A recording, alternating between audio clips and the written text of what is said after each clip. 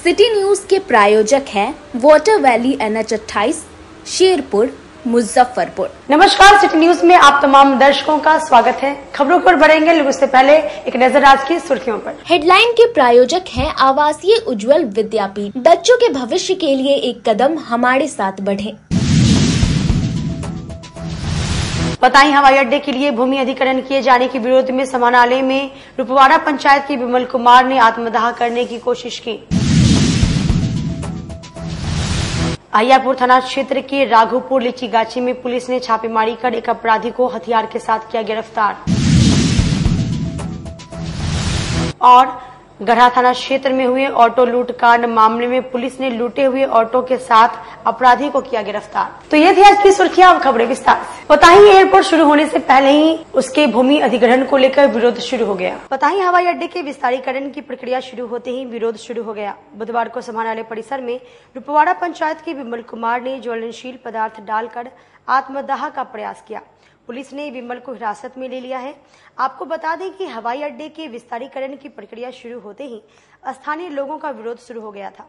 रविवार को रुपवाड़ा पंचायत के मुखिया मुकुंद कुमार की अध्यक्षता में हवाई अड्डे के आसपास के ग्रामीणों की बैठक हुई। सर्वसम्मति से निर्णय लिया गया था कि 11 सितंबर को जिलाधिकारी के समक्ष सामूहिक आत्मदाह किया जाएगा। आज सुबह से ही समानालय परिसर पुलिस छावनी में तब्दील थी। आत्मदाह का प्रयास करने वाले विमल कुमार ने कहा कि एयरपोर्ट बनने से 1000 परिवार उजड़ जाएगा। अधिकारियों को बार बार आग्रह करने के बाद भी कोई कार्रवाई नहीं हुई, इसलिए आत्मदाह का प्रयास करना पड़ा। SDM अमित कुमार ने कहा कि एक व्यक्ति द्वारा आवेदन दिया गया था कि विरोध प्रदर्शन किया जाएगा, इसलिए प्रशासन अलर्ट थी। उसने आत्मदाह का प्रयास किया, जो कि प्रशासन के तत्परता से रोक लिया गया।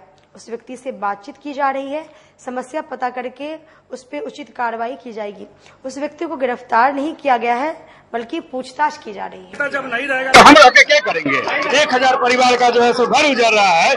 आप कह रहे हैं कि जो है सो आश्वासन दे रहे हैं, जिलाधिकारी महोदय कह रहे हैं कि घर नहीं टूटेगा, हमारा जनता आग लगा लेगा, तो हम जिंदा रह के क्या करेंगे? आपने बयान दिया था कि हम समझा रहे हैं, तो सब लोग जो है सो बाहर आए हैं और जो है सो प्रदर्शन कर रहे हैं। सब कहा है कि हम आग लगाएंगे, हम अपने आप को आग लगाएंगे, हम अपने आप को जो मर जाएंगे, हमारे मरने के बाद हमारा जनता जो है सो आग लगाएगा। आत्मदाह करने से हल क्या है सर? जब जो है सो कई बार 4 बार 5 बार जो है सो मिले हैं, 4 बार 5 बार मिले हैं, मंत्री जी को कहे हैं, सारे लोगों को कहे हैं, लेकिन कोई सुनवाई नहीं हुआ। मांग है कि जो है सो आपको हवाई अड्डा विस्तारीकरण करना है तो कहीं और जगह करिए, कहीं जो है सो खाली स्थान पे करिए। हम विकास विरोधी नहीं है, लेकिन 1000 घर को तोड़ के आप अपने आप पे सोचिए कि अगर आपका परिवार उजड़ेगा तो कैसा महसूस करिएगा। धमकी दी गई थी पताही एयरपोर्ट निर्माण को लेकर। अब कुछ लोग के द्वारा यह आवेदन दिया गया था कि पताही एयरपोर्ट नहीं बनाया जाए, उसको लेकर के उनका आज प्रदर्शन किया जाना था और उनके द्वारा प्रदर्शन किया जा रहा था और उसी को लेकर के प्रशासन अलर्ट थी। तो प्रयास किया गया था सर, उनके द्वारा प्रयास किया गया था, परंतु जो तैनात मजिस्ट्रेट थे और पुलिस बल के द्वारा तत्परता दिखाते हुए उनको उस कार्य को करने से रोका गया है और उनसे अभी बातचीत की जा रही है कि क्या समस्या, उसके अनुसार नियम अनुसार कार्रवाई की जाएगी। इस मामले में किसी को हिरासत में लिया गया है?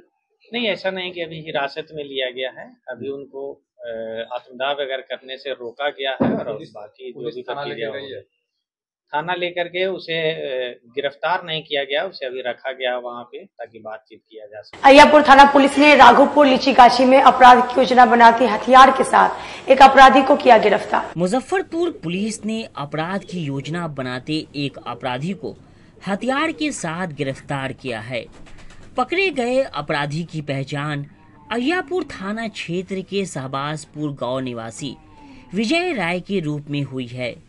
SDPO टाउन 2 विनीता सिन्हा ने बताया कि अहियापुर थाना क्षेत्र के राघोपुर लीची गाछी में अपराध की योजना बनाते एक अपराधी को हथियार के साथ गिरफ्तार किया गया है।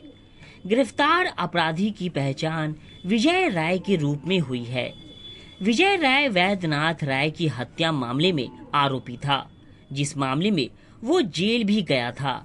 जेल से आने के बाद फिर से वैद्यनाथ राय के परिजनों को धमकी देने में लगा हुआ था। विजय राय के पास से एक हथियार और 2 कारतूस बरामद किया गया है। पूछताछ के बाद उसे न्यायिक हिरासत में भेज दिया गया है।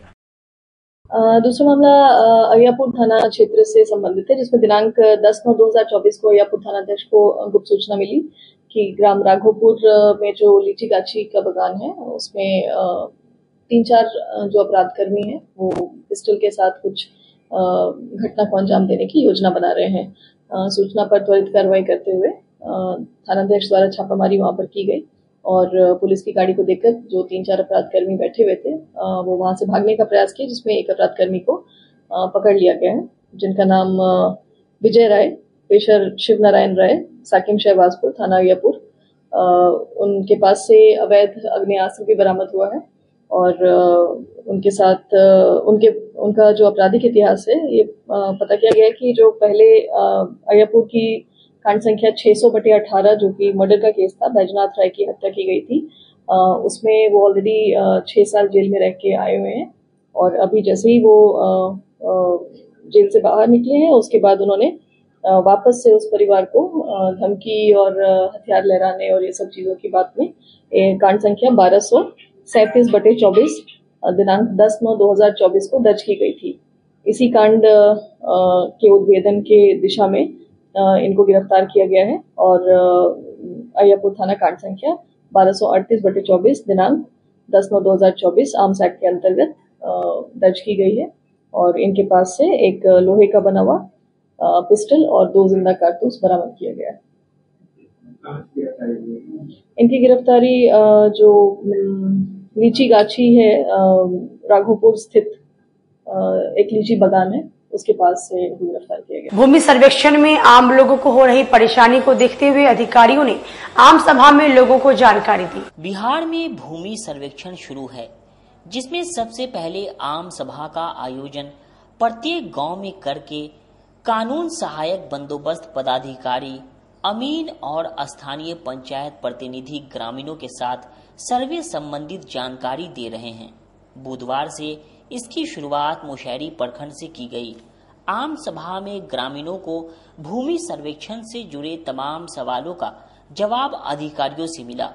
आपको बता दें कि भूमि सर्वेक्षण के बाद से ही लोग जानकारी के अभाव में जमीन के दस्तावेज से जुड़े कार्यालयों में चक्कर लगा रहे हैं। अधिकारियों ने बताया कि वंशावली के लिए आपको कुछ भी नहीं करना है, सादे पेपर पर भी आप अपना वंशावली दे सकते हैं। साथ ही इसके लिए ना तो जमाबंदी की आवश्यकता है और न ही दस्तावेज की। अगली प्रक्रिया आम सभा के बाद किश्तावार होगा, जिसमें प्रपत्र 2 और 3 यानी स्वघोषणा, जिसमें जमीन का डिटेल और 3 में वंशावली भर के जमा करना है। उसे कैसे भरना है ये भी आज बताया गया है। साथ ही शेड्यूल बंटवारा और वंशावली खुद से भर कर के देना है। इसके लिए परेशान होने की जरूरत नहीं है और पारिवारिक विवाद में यदि सहमति पत्र नहीं बन पाएगा तो ज्वाइंट खाता खुलेगा।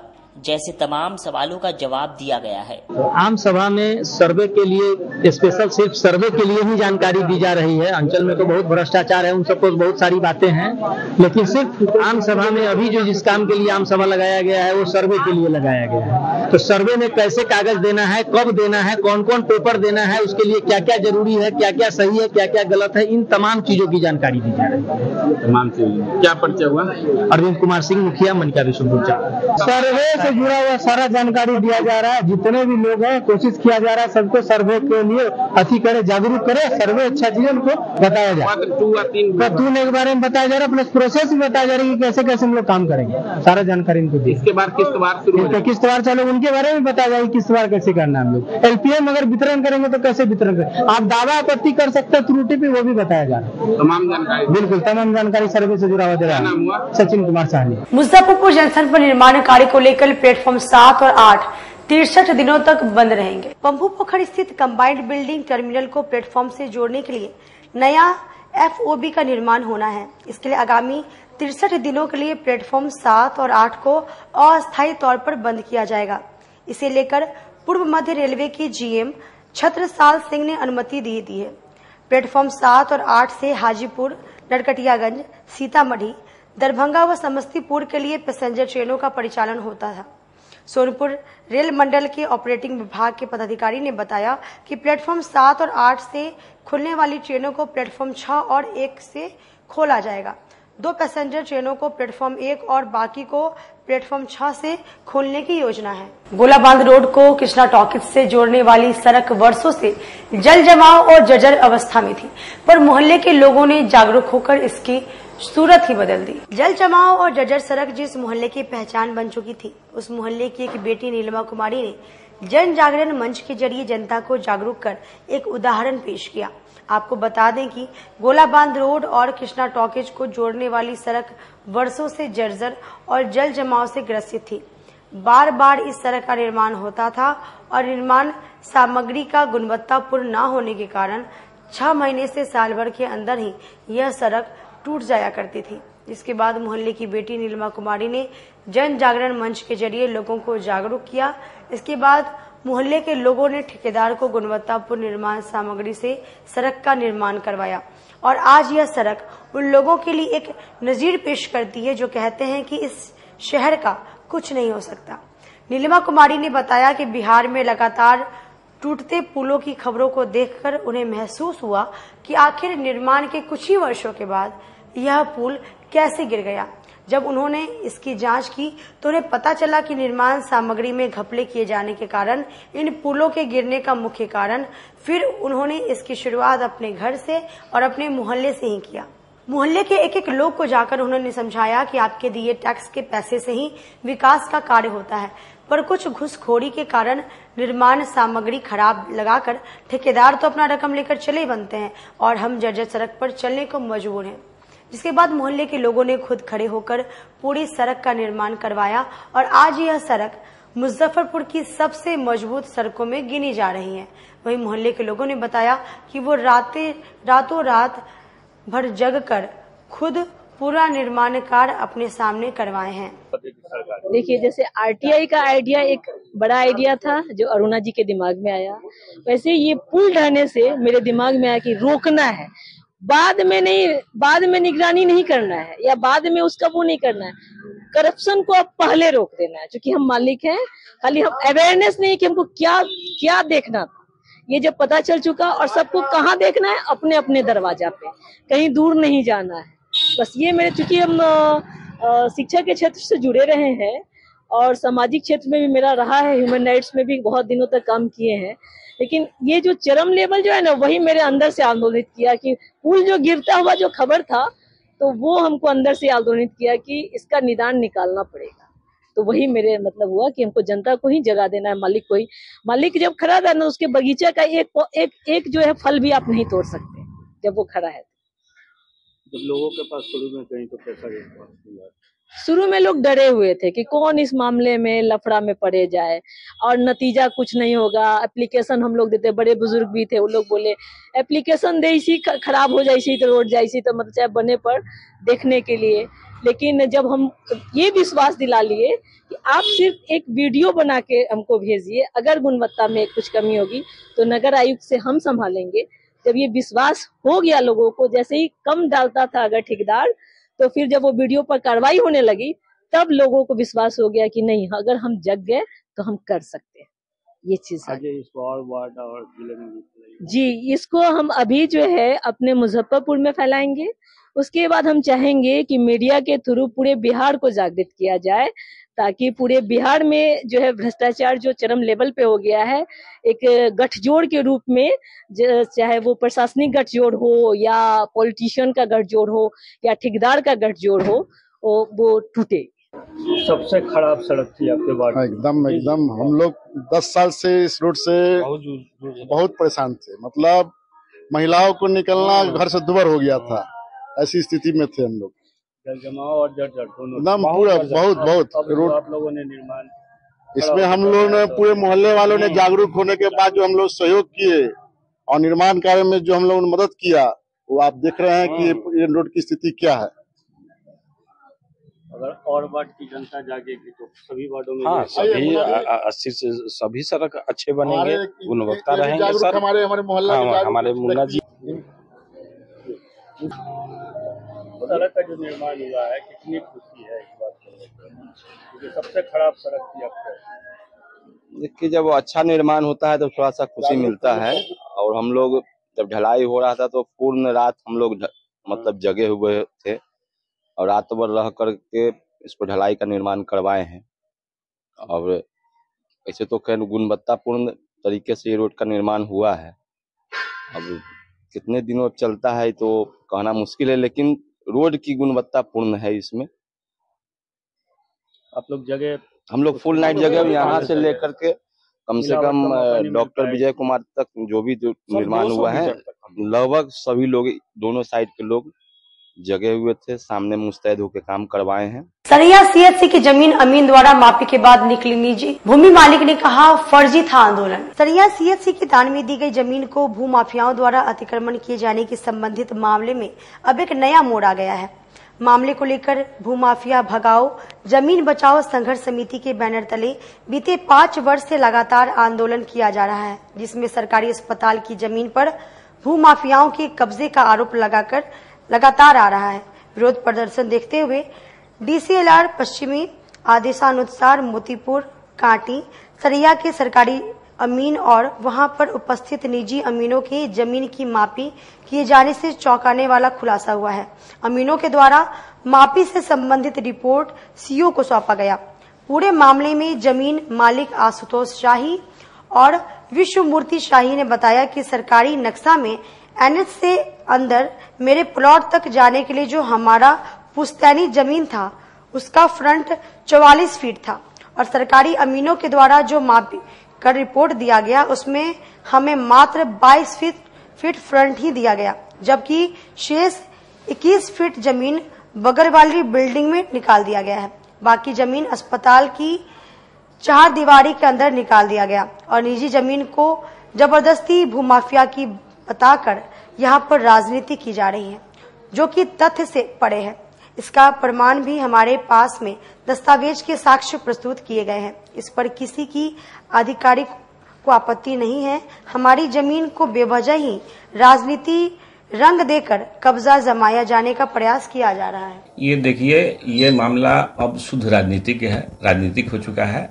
इसमें वस्तु स्थिति ये है कि ये जमीन हम लोगों की पुरखों की जमीन है और उन्होंने ही अस्पताल के लिए इस जमीन को दान दिया था। इसके दोनों तरफ यानी कि अस्पताल का नंबर 13 है, 14 और 12 दोनों हम ही लोग का है। तो जिस समय दान दिया गया उस समय इस बात पर नहीं ध्यान दिया गया कि पूर्वजों ने नहीं ध्यान दिया कि किधर बन रहा है हॉस्पिटल, क्या बन रहा है। लेकिन इतना तो तय है कि अगर वो लोग दान दिए थे इस जमीन को तो अपना रास्ता ब्लॉक करके थोड़े ही दान देंगे जमीन। ये तो स्वाभाविक सी बात है कि अपना रास्ता बरकरार रखते हुए उन्होंने हॉस्पिटल को दान दिया था। और स्थिति भी यही है कि अभी राजनीति के तहत उसको इतना हल्लांगामा करने के बाद सीओ से उसको मापी कराई गई थी। सीओ से मापी करने के बाद लोग संतुष्ट नहीं हुए तो फिर डीसीएलआर के यहाँ मामला गया। डीसीएलआर ने फिर आदेश दिया पुनः नापी के लिए। तो उसमें 3 सरकारी वकील अमीन, एक मोतीपुर कांटी को भी डिप्यूट किया गया और सरैया के तो थे ही। सीओ साहब के समक्ष 3 सरकारी अमीन और 6 प्राइवेट अमीन के से पूरे भूमि की माप की गई, जिसमें कि पाया गया उल्टा कि उसमें 13 जो अभी वर्तमान अस्पताल है वो अपने नक्शा से 13 डिसमिल ज्यादा है, ज्यादा जमीन कैप्चर किया हुआ जी। और वो हम लोगों के हिस्से की जमीन उसने कैप्चर की और हम लोगों ने मात्र कुछ धूर जमीन उनका अतिक्रमण किया था। असल में इसमें सारा पॉलिटिक्स है। पॉलिटिक्स की शुरुआत तब हुई जब एक विशाल पेड़ उस हमारे जमीन के मुंह पर हुआ करता था और वो पेड़ गिर गया था आज से 2-3 साल पहले। हम लोग वन विभाग के पेड़ होने के कारण उसको छुए भी नहीं और कुछ नहीं कहे कि भाई वन विभाग का है कुछ हो जाएगा बिना मतलब का। हम लोगों ने जब अपना जमीन को जब साफ सुथरा करके उसको बेचने की सोची तो उसको हम लोगों ने साइड कर दी लकड़ी उसको पेड़ को।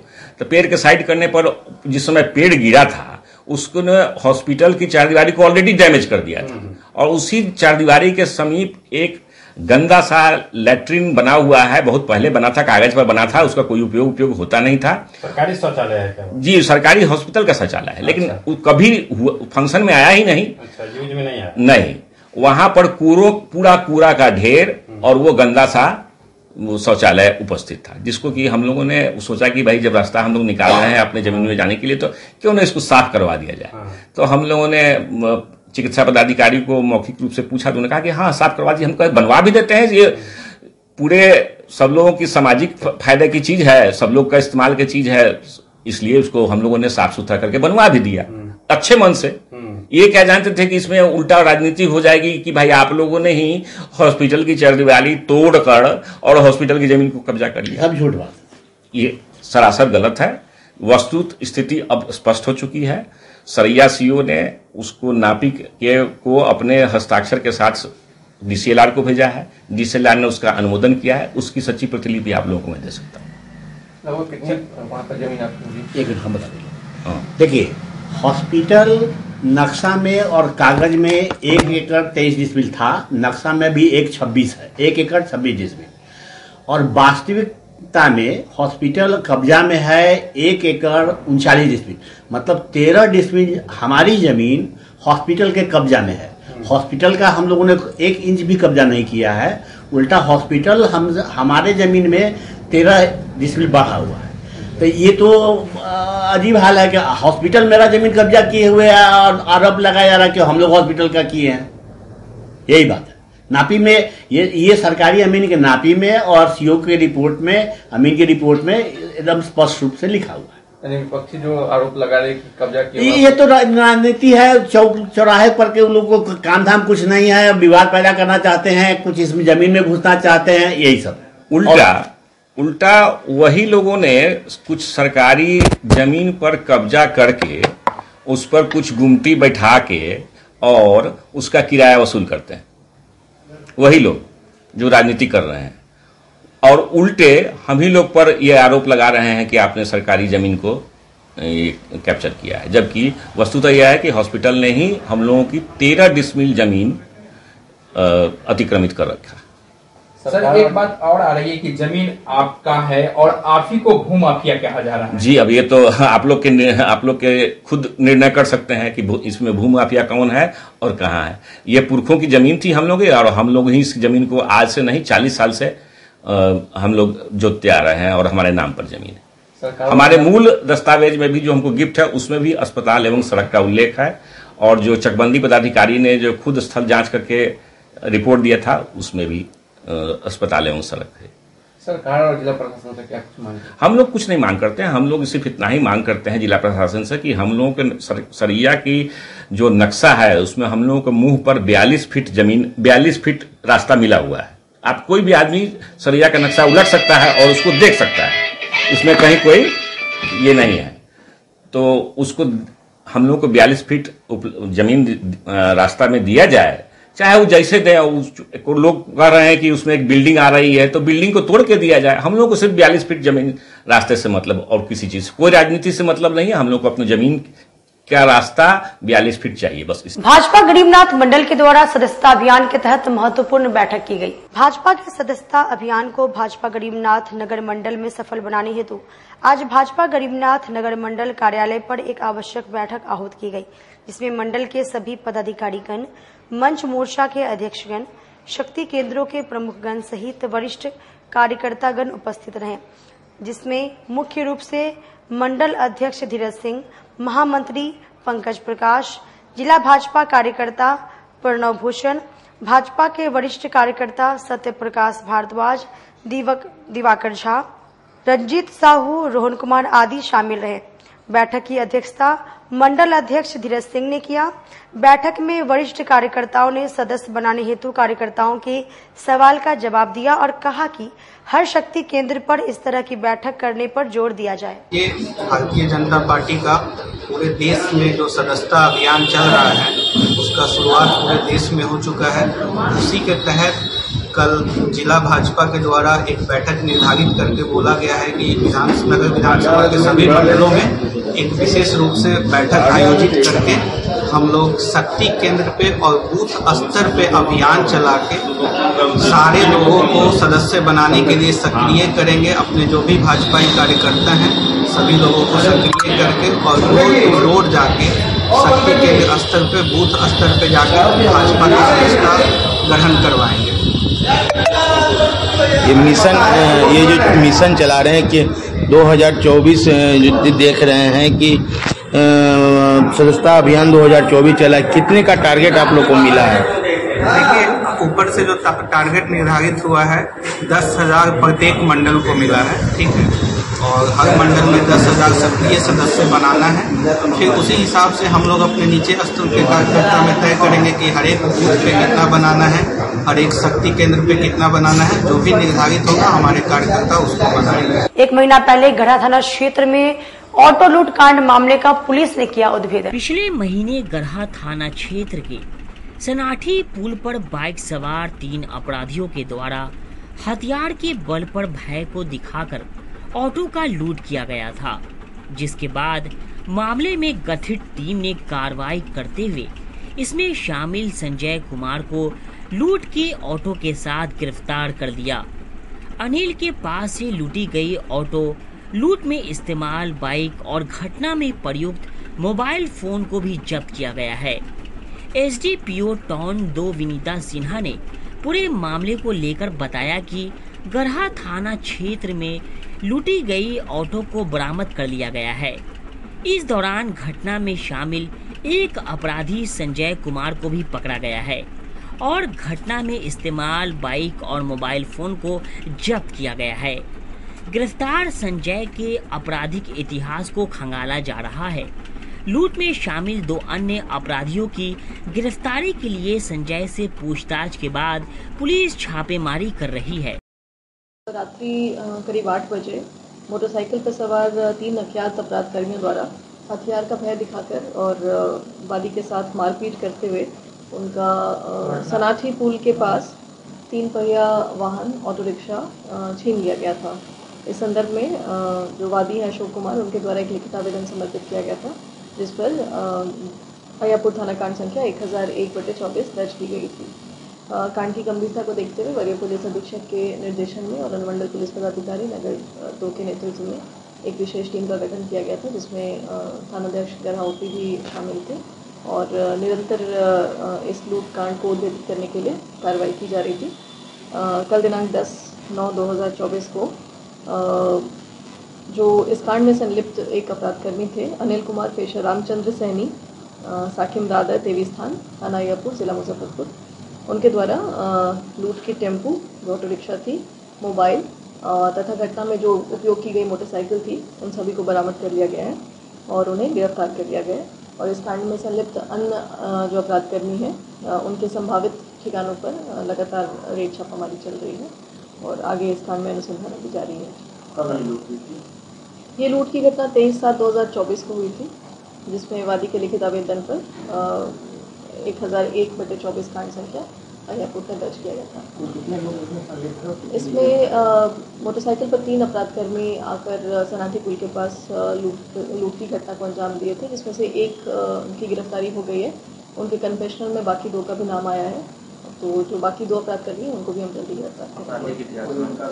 अभी इनका कोई क्रिमिनल हिस्ट्री नहीं प्राप्त हो पाया है, लेकिन हम लोग और इसमें खोजबीन कर रहे हैं। रिकवरी में एक जो लूट की गई टेम्पो थी वो है, उनके द्वारा जो मोबाइल लूट किया गया था वो है, और जिस मोटरसाइकिल से इस घटना को अंजाम दिया गया था वो। जी, हथियार भी दिखाते थे ये लोग। अभी जो हुआ था उसमें इन्होंने हथियार का भय दिखाकर ही मारपीट करते हुए उसके बाद उनसे उनके ऑटो रिक्शा को लूटा था। वक्त तो चला एक छोटी सी ब्रेक का लेते हैं, एक छोटा सा ब्रेक। तब तक आप बने रहिए हमारे साथ, देखते रहिए सिटी न्यूज मुजफ्फरपुर। आजकल की बिजी जिंदगी में स्टाइल तो है, पर कंफर्ट का क्या? आपके इसी स्टाइल और कंफर्ट को बेहतर बनाने के लिए नीलकमल लेकर आए हैं first exclusive factory outlet showroom in Mithanpura Muzaffarpur, जहां home furniture, office furniture, mattress and wedding special pay up to 50% off with EMI facility. Style भी, कंफर्ट भी। उत्तर बिहार का पहला नीलकमल का एक्सक्लूसिव शोरूम आपका स्वागत करता है। एक बार सेवा करो। लगातार 10 वर्षों से विभिन्न परीक्षाओं में सर्वश्रेष्ठ परिणाम। हम हैं आवासीय उज्ज्वल विद्यापीठ मुजफ्फरपुर। इस स्कूल में सर्वश्रेष्ठ कोचिंग पैटर्न से बच्चों को पढ़ाया जाता है। प्ले से 10वीं तक की पढ़ाई स्वच्छ वातावरण में कराई जाती है। यहाँ आधुनिक छात्रावास की व्यवस्था है। उज्ज्वल विद्यापीठ का मुख्य उद्देश्य रामकृष्ण मिशन, नवोदय नेतरहाट, सैनिक स्कूल, सिमुलतला गुरुकुल, सिंधिया कन्या विद्यालय जैसे अनेक भारतवर्ष के प्रतिष्ठित विद्यालयों में कुशल प्रशिक्षित अनुभवी एवं शहर के सर्वश्रेष्ठ शिक्षकों द्वारा तैयारी कराई जाती है। 1.5 एकड़ में फैला इस स्कूल का वातावरण काफी शांत है। Free computer classes, science lab और स्मार्ट क्लासेस है। साथ ही इंडोर और आउटडोर गेम की भी व्यवस्था है। तो अपने बच्चों के लक्ष्य के सपनों को पूरा कराना चाहते हैं तो आज ही आवासीय उज्ज्वल विद्यापीठ में अपने बच्चों का नामांकन करवाएं। हमारा पता है पोखरिया पीठ, अतरदा, मुजफ्फरपुर और हमारा कॉन्टेक्ट नंबर है 9708 351851 और हमारा दूसरा नंबर है 8797122397 या फिर आप हमें कांटेक्ट कर सकते हैं 8409996658 पर। अपने सपनों के आशिया को दे एक नई पहचान माँ भवानी डेकोर प्राइवेट लिमिटेड के साथ, जो है ऑथराइज्ड डिस्ट्रीब्यूटर ऑफ कजारिया। देश की मिट्टी से बनी टाइल से देश को बनाते हैं और जहाँ मिलती है सभी प्रकार के Indian and imported granite, marble, sanitary एवं कोटा स्टोन का अनोखा एवं आकर्षक संग्रह। माँ भवानी डेकोर प्राइवेट लिमिटेड मतलब a complete floor solutions. New 0 mile Dadar road, Muzaffarpur. Call 9934753111।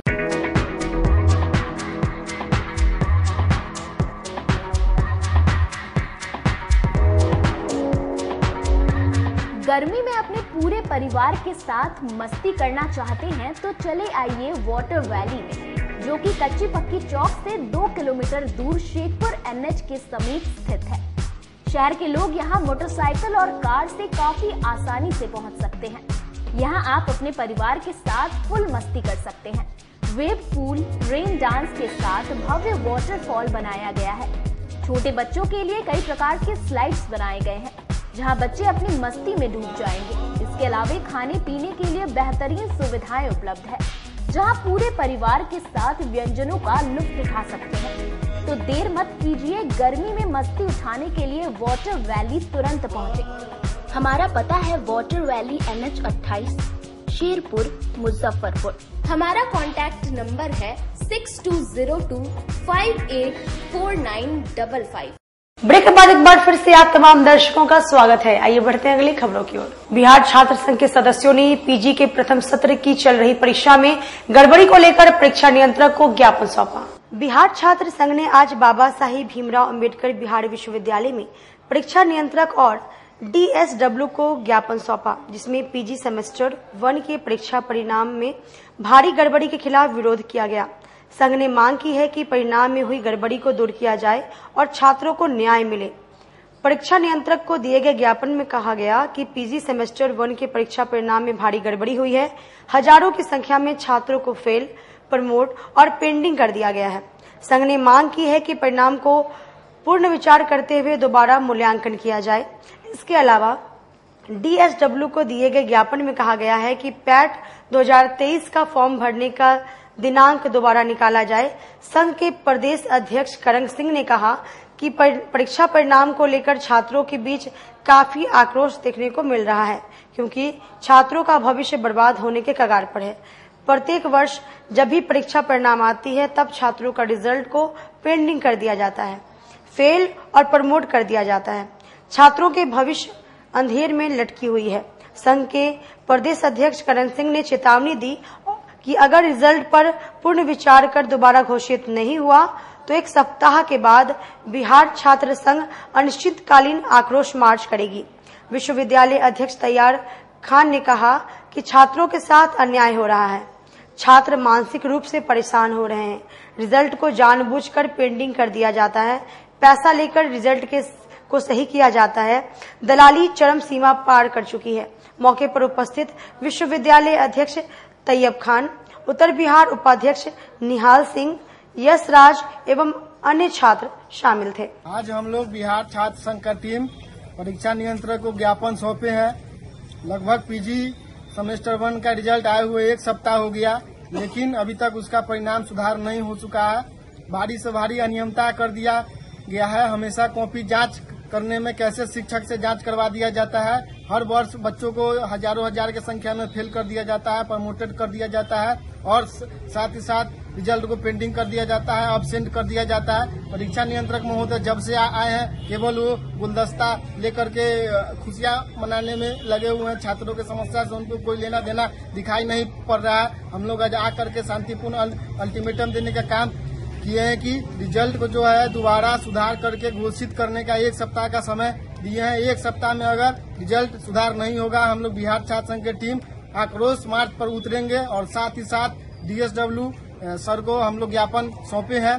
उसका मांग था कि पैट का 2023 का डेट को बढ़ाया जाए और इसको फॉर्म भरने का फिर से डेट निकाला जाए। बिहार छात्र संघ के द्वारा परीक्षा नियंत्रक महोदय को और DSW महोदय को एक ज्ञापन सौंपा गया है, जिसमें ये दर्शाया गया है कि अभी जो PG सत्र 23 से 25 का रिजल्ट आया है उसमें काफी अनियमितता है और उसका काफी जो है ठीक से चेक नहीं किया गया है। तो हम यही निवेदन करते हैं, अभी निवेदन कर रहे हैं कि पुनः उसका जांच किया जाए और रिजल्ट फिर से प्रकाशित करके और उसको जो है जितने भी छात्र के रिजल्ट में अनियमितता किया गया है उसको सुधार किया जाए, नहीं तो इसके लिए छात्र आक्रोश आंदोलन होगा। और DSW सर को यह ज्ञापन दिया गया है कि पैट 2023 का डेट फिर से विस्तारित किया जाए और उसमें एक सिलसिलेवार ढंग से जो भी कास्ट है और जिसको भी आरक्षण मिला हुआ है उसको दर्शाते हुए उसको छूट दिया जाए, क्योंकि अभी जो निकला हुआ था डेट पैट 2023 का उसमें ये सब प्रावधान नहीं। बिहार शोध संवाद के द्वारा नदियों की पंचायत कार्यक्रम का आयोजन किया गया। सिकंदरपुर मुक्ति धाम नदी के तट पर बुधवार को नदियों की पंचायत कार्यक्रम का आयोजन किया गया। ये कार्यक्रम बिहार शोध संवाद के द्वारा आयोजित किया गया, जिसमें पूरे उत्तर बिहार से लगभग सैकड़ों की संख्या में नदियों पर कार्य करने और शोध करने वाले लोगों का जमावड़ा हुआ। जानकारी देते हुए कार्यक्रम संयोजक नरेश सहनी ने बताया कि फैक्ट्री कल कारखानों के गंदे व दूषित पानी नदियों में प्रभावित करने से न सिर्फ नदियों का पानी गंदा हो रहा है, बल्कि धीरे धीरे नदी विलुप्त होती जा रही है। प्राकृतिक चीजों को कैसे बचाया जाए, उसके लिए कैसे करना है, इन सभी बातों को लेकर आज गहन चिंतन की गई है। इसमें जो निष्कर्ष निकलेगा उससे सरकार को अवगत कराया जाएगा और उस पर कार्य करके विलुप्त हो रही नदियों को बचाने का कार्य किया जाएगा। वुमेन्स एम्पावरमेंट के द्वारा गोलाबांध रोड गणपति पूजा समिति में भगवान गणेश को मोदक का भोग लगाकर आरती की गई। गणेश उत्सव के चौथे दिन मंगलवार को शहर की पूजा पंडालों में पूजा अर्चना के बाद सामूहिक आरती की गई। इस दौरान भक्त श्रद्धालुओं ने गणेश वंदना गाई तो कई जगह कलाकारों ने भजनों से सबको झुमाया। अखाड़ा घाट बांध रोड में social worker for women empowerment की ओर से श्री गणेश को 551 मोदक का भोग चढ़ाया गया। साथ ही लोगों के लिए प्रसाद स्वरूप हलवा की भी व्यवस्था की गई, जिसे उप मेयर डॉक्टर मोनालिसा ने अपने हाथों से लोगों के बीच वितरित किया। मौके पर कार्यक्रम संयोजिका बबली कुमारी ने कहा कि हर वर्ष यहाँ श्री गणपति पूजा एके परिषद के द्वारा आयोजित की जाती है, जिसमें social worker for women empowerment अपनी सहभागिता निभाती हैं। बबली साहू ने कहा कि श्री गणेश जिससे हमें बहुत कुछ सीखने को मिलता है। सर्वप्रथम अपने माता पिता की आदर करना, जिन्होंने हमें जन्म दिया, धर्म कर्म दिया, उनका आदर करते हुए समाज में अपना काम करना चाहिए। और हर एक साल की जाती है और हर एक साल की भांति इस साल भी ये उत्सव की गई है। तो इस परिषद के सभी लोगों को मैं बहुत बहुत धन्यवाद भी देती हूँ और शुभकामनाएं भी देती हूँ और कामना करती हूँ कि आगे भी इन लोग इसी तरह से गणपति बप्पा की पूजा अर्चना करते रहें। इसके साथ ही मैं बोलना चाहूँगी कि गणपति बप्पा विघ्न हरता है, सारे जग के सभी लोगों के विघ्न को हरें, हर दुख को हरें। और मैं बोलना चाहूँगी कि शिव जी जब गणपति बप्पा को बोले कि पूरे जग की परिक्रमा करके आने, तो उन्होंने अपने माता पिता शिव और पार्वती जी की परिक्रमा की और उनसे वो पूछा गया कि आपने पूरे जग की परिक्रमा कर ली?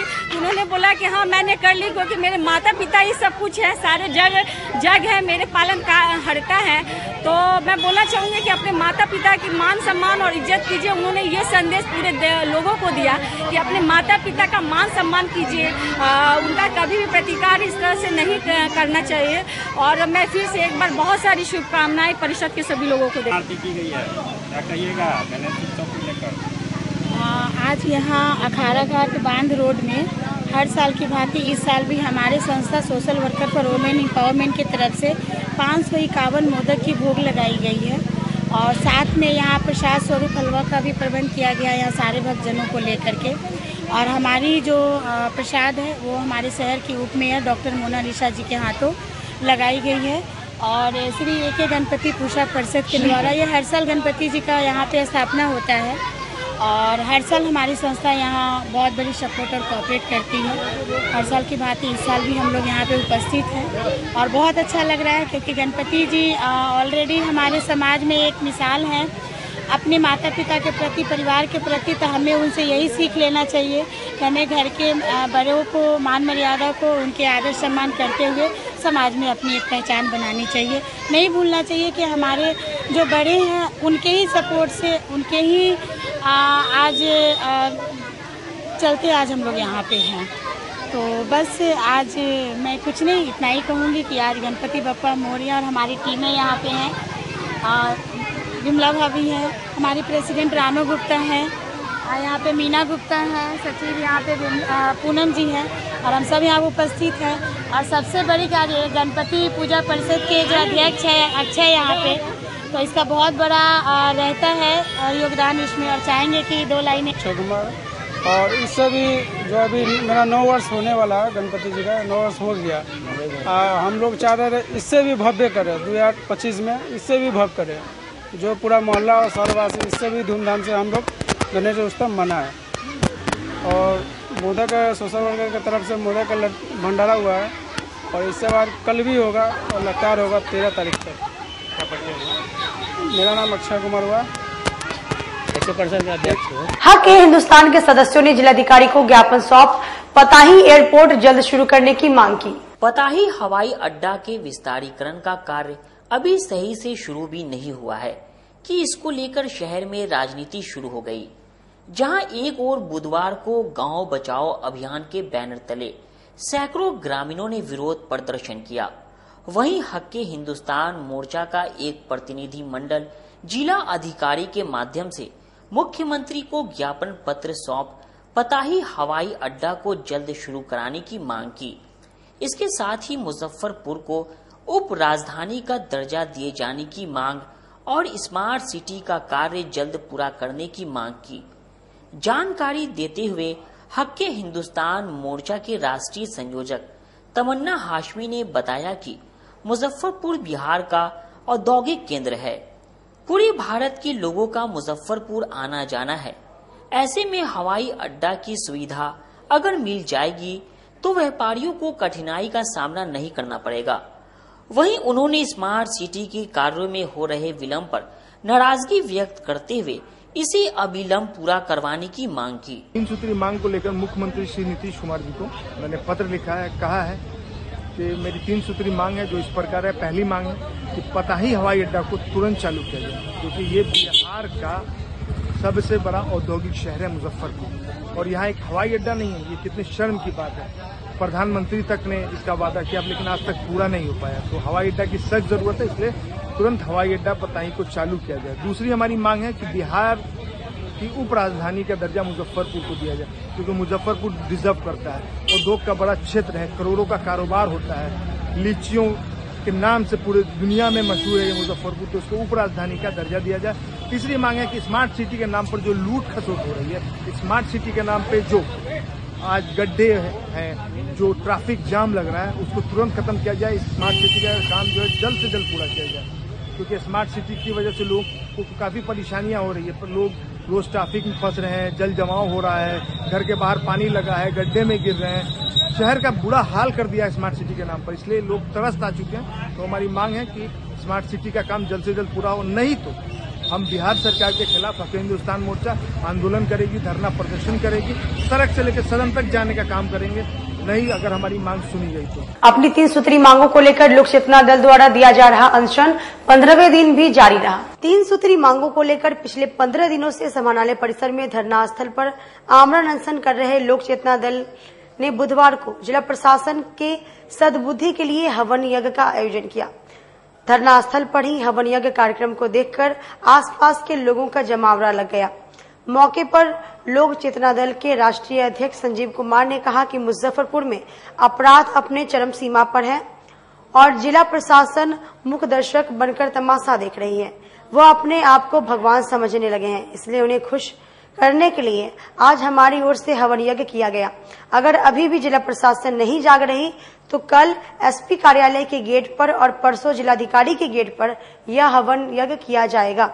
जब तक हमारी मांगे पूरी नहीं होती हैं, हम लोग यहाँ से हिलने वाले नहीं हैं। बता दें कि अनशनकारी यूनुस खान की तबीयत काफी बिगड़ गई है, जिसे इलाज के लिए अस्पताल में भर्ती कराया गया है।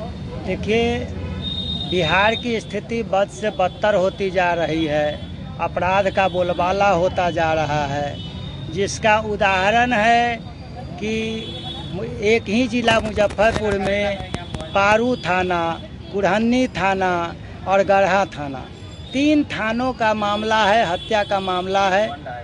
पारू में प्रिंस कुमार की हत्या हुई है और गढ़ा में शाहनवाज की, और तुर्की में जो है गौरव कुमार जो पत्रकार थे, आप लोग के साथी थे, उनकी हत्या हुई।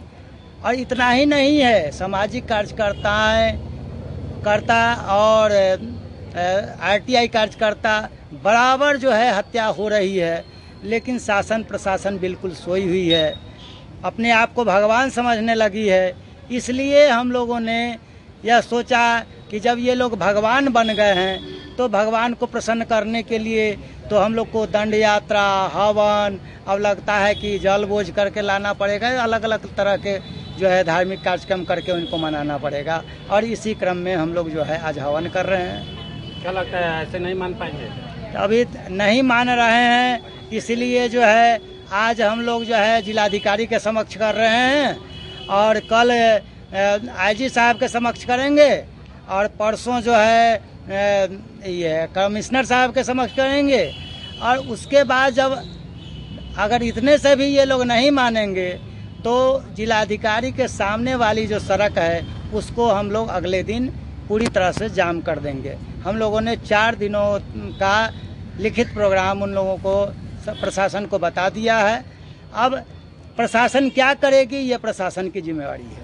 कितने दिन से आज 16वें दिन अनशन जारी है और गरीब को न्याय नहीं मिल पा रहा है। 11 सूत्री मांगों के लेकर के आज हम लोग 16 दिन से अनशन पर हैं। अब अगर इतनी बदतर स्थिति रहेगी। भाकपा नेता सुनील चंद्रवंशी की हत्या के खिलाफ पार्टी के नेताओं ने विरोध मार्च निकाला। अरवल जिला के भाकपा माले के जिला कमेटी सदस्य व पूरे इलाके के चर्चित नेता सुनील चंद्रवंशी की हत्या के खिलाफ भाकपा माले जिला कार्यालय से राज्यव्यापी विरोध मार्च निकाला गया, जो कल्याणी छोटी कल्याणी होते हुए गुजरा। विरोध मार्च का नेतृत्व कर रहे भाकपा माले के नगर सचिव सूरज कुमार सिंह ने नीतीश सरकार पर हमलावर होते हुए कहा कि अब बिहार में सत्ता के संरक्षण में हत्या को अंजाम दिया जा रहा है और कौम सुनील चंद्रवंशी की सरेआम हत्या बिहार में अपराधियों के बढ़े हुए मनोबल को दर्शा रहा है।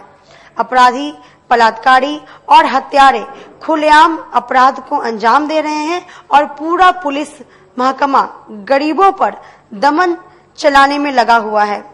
सुशासन की सरकार के सर पर हत्यारे नाच रहे हैं और सरकार झूठी वाहवाही लेने में व्यस्त है। मार्च में शामिल माली नेता शहनवाज हुसैन ने कहा कि आज भी पूरा अखबार हत्या और गैंगरेप की घटना की खबरों से भरा हुआ है। नीतीश सरकार का सुशासन यही है जहां हमारी मां बहनों को नोचने के लिए खुलेआम दुशासन घूम रहा है और ये सरकार पूरी तरह फेल हो चुकी है। मार्च में शामिल माली नेताओं ने कहा कि हत्यारों की अविलंब गिरफ्तारी व मुआवजे के सवाल पर आज पूरा अरवल जिला बंद है। पूरे बिहार में विरोध मार्च आयोजित किया जा रहा है और ये आंदोलन रुकने वाला नहीं है। सरकार को इस हत्या का जवाब देना ही होगा। आज भाकपा माले का राज्यव्यापी विरोध दिवस है और आज अरवल जिला, पूरा अरवल जिला ऐतिहासिक रूप से बंद है। भाकपा माले के अरवल के जिला कमेटी के सदस्य सुनील चंद्रवंशी, जो अति पिछड़े समुदाय के चर्चित नेता जहानाबाद और पूरे साहबादरंज के थे, वो हमारे पार्टी के नेता जब पार्टी का काम करके घर लौट रहे थे तो शाम में 5 बजे अपराधियों ने उनकी सरेआम हत्या कर दी और नीतीश जी की पुलिस अब अभी तक हाथ पे हाथ धरे हुई बैठी हुई है। आप कहते हैं कि बिहार में सुशासन की सरकार है और बिहार में सुशासन की सरकार में अपराधी और हत्यारे सुशासन सरकार के सर पर चढ़कर नाच रहे हैं और आप अपराधियों के खिलाफ कोई कार्रवाई नहीं करते। जो नया डीजीपी बनता वो डीजीपी कहता है कि अपराध के पूरे नेक्सस को हम खत्म करेंगे, लेकिन हम लोग देख रहे हैं कि बिहार के अंदर में जब से इनकी सरकार आई है तब से बिहार पूरा हत्या, अपराध, लूट और जानकर आश्चर्य होगा कि आज पूरा अखबार लड़कियों के गैंग रेप की घटनाओं से भरा हुआ है। नीतीश जी, कौन जवाब देगा इन घटनाओं का? आप कहते हैं कि बिहार में सुशासन की सरकार चल रही है, क्या सुशासन की सरकार में इसी तरीके से चौक चौराहों पर दुशासन हमारी माँ बहनों के इज्जत को नीलाम करने के लिए खड़ा रहेगा और आपकी पुलिस गरीब लोगों पर दमन चलाएगी? आपकी पुलिस मोटरसाइकिल चला रहे सामान्य लोगों पर करने का चलन बढ़ गया है और बड़े बड़े लोग इसमें शामिल हैं। कहाँ है आपकी पुलिस? क्यों नहीं कार्रवाई करते आप बिहार के अंदर में? आप अपराधियों और हत्यारों के सहारे सरकार बचाने की कोशिश कर रहे हैं। हम पूरे बिहार ने देखा कि किस तरीके से नीतीश जी की सरकार ने अनंत सिंह को जेल से दामाद की तरह छुड़ा कर बाहर लेकर आए। कौन है अनंत सिंह? अनंत सिंह क्या इस देश का कोई स्वतंत्रता सेनानी है? वो क्या इस देश के लिए स्वतंत्रता आंदोलन का कोई लड़ाई लड़ा है? उस अनंत सिंह को आप छुड़ा कर लेकर आए। तो अब जान जाइए कि सरकार की जो बॉडी लैंग्वेज है, सरकार की जो भाषा है, वो बिहार के अपराधी लोग समझ चुके हैं। बिहार के तमाम अपराधी लोग सरकार की भाषा को समझ चुके हैं कि ये सरकार अपराधियों को संरक्षण देने वाली सरकार है। इसलिए सरेआम बिहार में अपराध की घटना घट रही है। इसलिए हमारी पार्टी ने आज पूरे बिहार में सड़कों पर उतरकर नीतीश जी से जवाब मांगने का काम किया है कि आप सुशासन की सरकार के नाम पर आप इस तरीके से अपराध और हत्या की राजनीति बिहार के अंदर में नहीं कर सकते। इसलिए आज हमारी पार्टी पूरे बिहार के सड़कों पर उतरी हुई है। आज के लिए बस इतना ही, फिर मिलेंगे शहर की तमाम खबरों के साथ। तब तक आप मुझे और मेरी पूरी नींद को दीजिए इजाजत। नमस्कार।